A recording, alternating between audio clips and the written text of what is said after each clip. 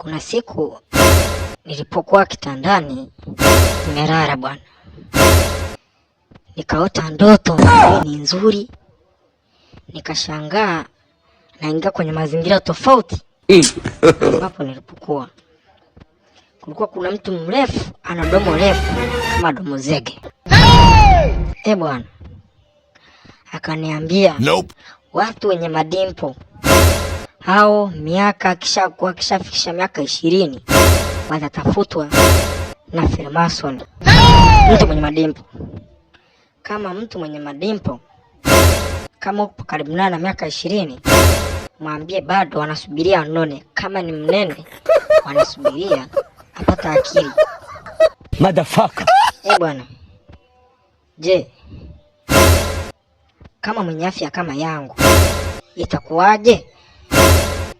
Motherfucker. Kwa nini watafutwe? Na kwa nini watafutwe wenye madimpo? Oh no. Au kwa kuwa ni wafupi?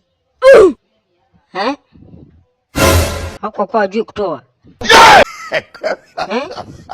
Au Freemason anaanza kutafuta wenye madimpo? I don't want peace.